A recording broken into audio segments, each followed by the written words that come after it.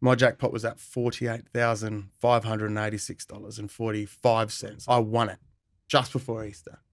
And I was just like, that's the feeling, right? Oh, I get chills like thinking about like that was the feeling that I probably wanted. You know what I mean? Like, but you never actually expected. I never expected it. You always want it, and you're like, what is it going to take for me to get it? And it runs through your head a million times. If you play the pokies like I did, you think about it when you're laying in bed. It's in your dreams. You know, like the games in your dreams. When I won the jackpot, it just wasn't real. It was a dream. It was a lucid dream. It was like I was there, but it wasn't actually happening in real life. It's like flying in your dream, you know, like you're like, yes, I'm the first man to fly. When you win a jackpot like that, you feel like, yeah, it's not real. Anyway, I got pinched by like 20 people because they were just like, yeah, it's happened. It's real. It's happened. All these like old ladies and nanas are just like, oh my God, I was playing that 10 minutes ago.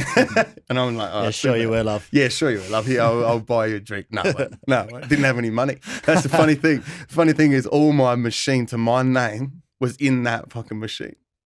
I did not have a cent. So when the hotel manager comes over and just checks it and goes, well, there you go. Here's the information.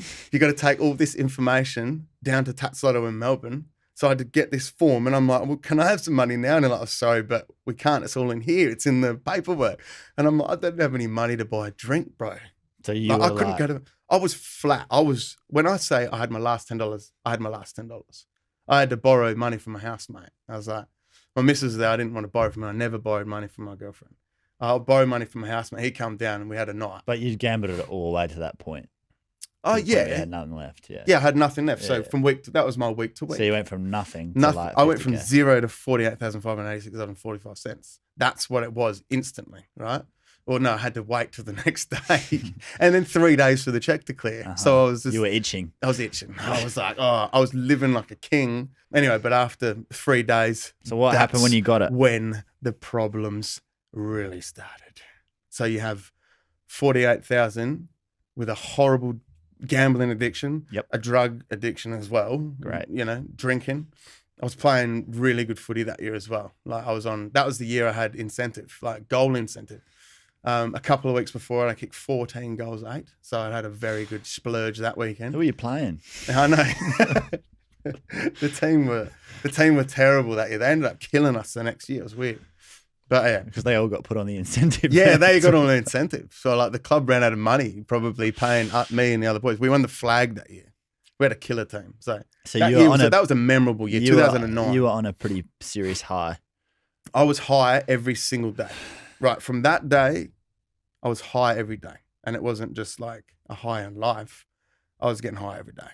You know, it turned into my housemate loved gear and we partied.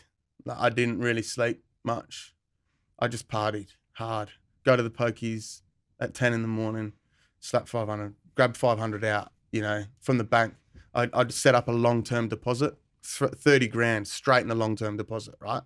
30 grand, bang. Remembering I won the money in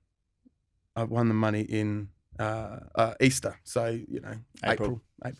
Come home, that weekend was Easter. I had the money. I was rich. Went out to the casino and I'm playing like 3-card poker and hitting straight flushes on 3-card poker, which is just fucking unheard of. I'm just bang, bang, bang. But this is just fueling the beast. So after that weekend, I'm up around like 58.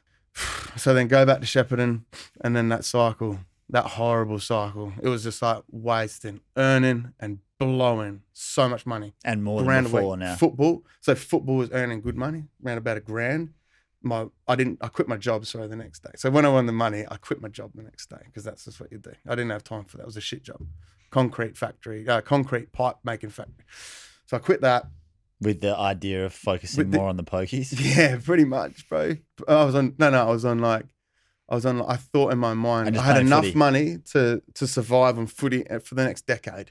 I thought I was sorted for 10 years. That's my mindset. I was like, I'm sorted. Like, even if I bet like $500 here and there on the pokies, I'll be right because I'm still earning from footy.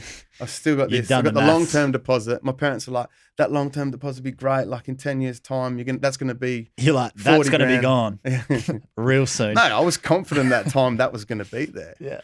But yeah, it started turning nasty. So it was bad. It was bad. I was in this. And when you're back in Shepparton and you were, repeating that cycle, but did you go bigger now because you had all this cash? Yeah, of course. Yeah. But I was max betting. No, I'd never max bet.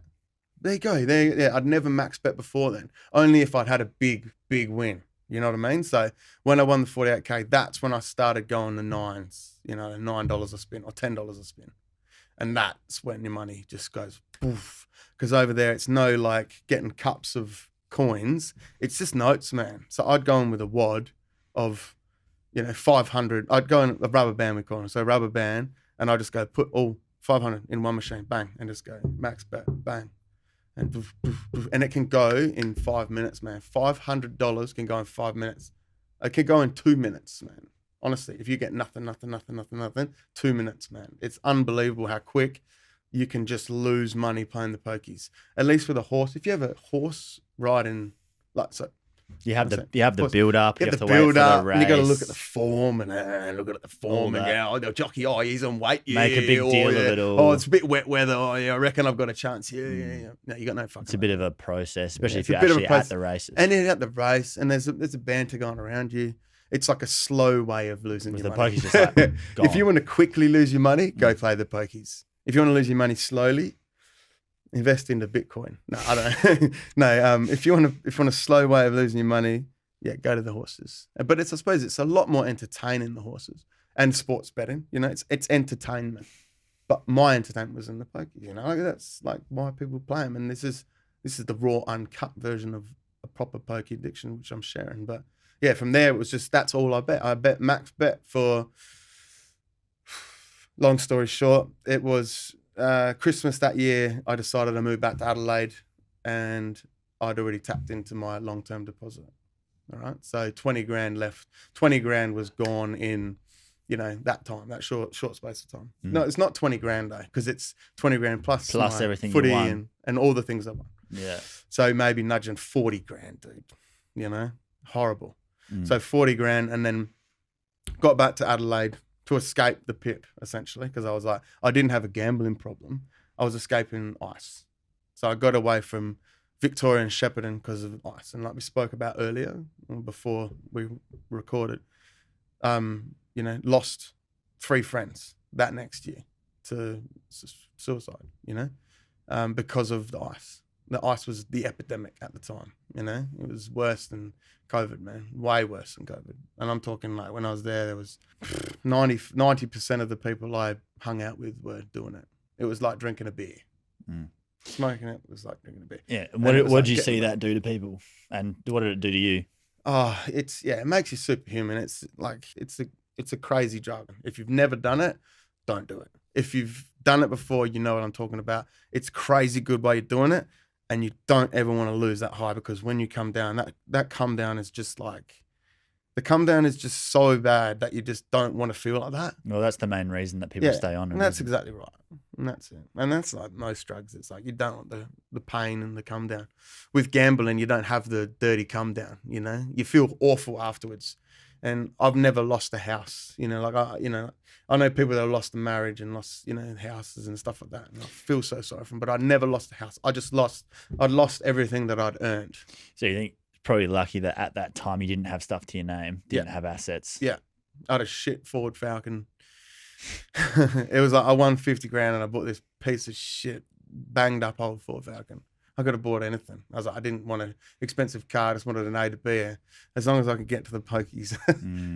It was terrible. Like my mindset was awful at that time, and I didn't have my parents there to help me. But saying that, then they might have been playing the dingers with me. Like it's just I didn't have anyone like sat me down and saying, "You will stop this."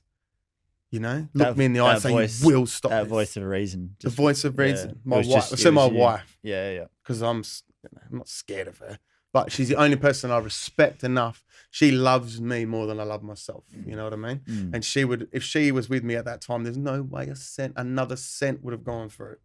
No way. Mm. Not another cent. If we had our like shared bank account and, you know, we lived the way that we live now, this is all hindsight, but it's like, if that was the case, then there's no way another cent goes through. But Because she wasn't going to stand But for it's this a shit. lie. Yeah, she wasn't going to stand for it, man. She would have left me. Mm. She goes, if you play, I don't want to be with you. You know, have more discipline. Like, think about it. And at that peak, you wouldn't have had the I broke capacity up. for anything else. I broke up with my girlfriend, man. I didn't have time. I was You would have been distracted I was as. You wouldn't have been distracted. interested I was partying, in man. I was paying for strippers, you know, like I was sponsored. My football sponsor was the strip club in Shepparton. I was a mad dog. I had this ridiculous, like, I'm not like that now, but at the time everyone parties, but I partied, right? Mm. That I was like, and that was 8 months. And that was Eight solid your months. ego was like Yeah. so tied up in it. Yeah.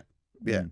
And I And it had was- had this alter ego, and then when I was down and I was by myself, I was like, I was at a low, like always like coming down from the losses of gambling, but then of the drugs and stuff. So normally Tuesdays, Wednesdays are war. They were awful. But people didn't hear about that No, or see that. no one ever pulled me up. The whole time in Shepparton, not one person pulled me up and said, "You need to slow down."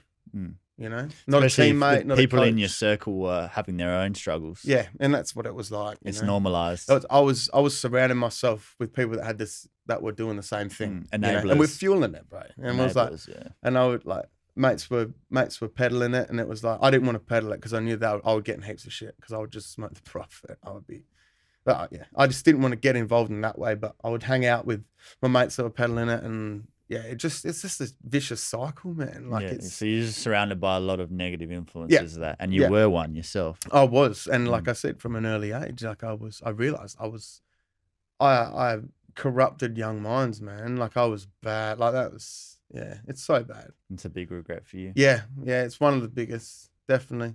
Yeah, because you never wanted to hurt anyone No, else. no. If you see what I'm like now, like I mentor, like I want to give kids opportunity, and I'll be like, I want to start, like I've dreams of starting an academy, CUDA Academy, Kick Up the Ass Academy, right? So it's just I got to kick up the ass when I was, 26 or so, got some shit sorted, and I got to kick up the ass on someone I appreciate, and I'll love them forever. Not What my was wife, that kick but up the ass? Just a work opportunity, job opportunity. Got my apprenticeship, Got a reason. a reason to get up on a Monday morning and go for the grind, and get a job and something outside after football.